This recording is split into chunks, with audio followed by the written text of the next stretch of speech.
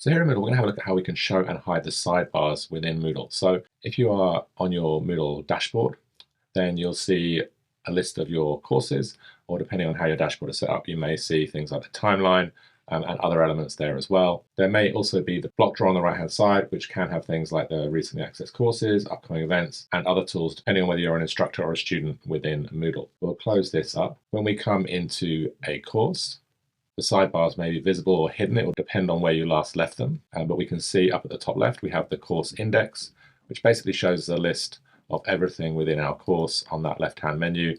Makes it easy to navigate through what might otherwise be a very long page. And we can obviously open up these with the arrows and then close them as we need to, or leave them all open if we want to see a few weeks at the same time. We can close that off, the course index. On the right-hand side, we have our quick block drawer. Now, these will be tools that the instructor has added to your Moodle course. So if you're a student, then you may see things like quick mail, completion progress, the read speaker for accessibility, and then instructors will see things like responders, lockdown browser, and students and instructors would also see things like the Kaltura media gallery if you're working in an online class format.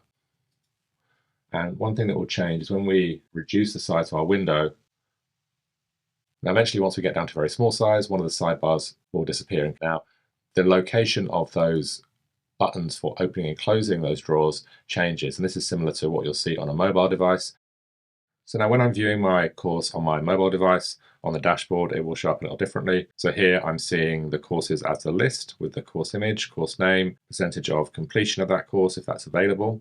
And then when I click into the course, you'll see my course index and my block drawer are both closed. So if I want to access those, I can click on the little arrow here on the right, access the quick mail, any completion progress, read speaker, that kind of thing. Or if I'm an instructor, then I can also access things like the lockdown browser as well from here to configure things. To close that, I'm going to click the X up at the top right. And then on the bottom left, you can see I've got my course index.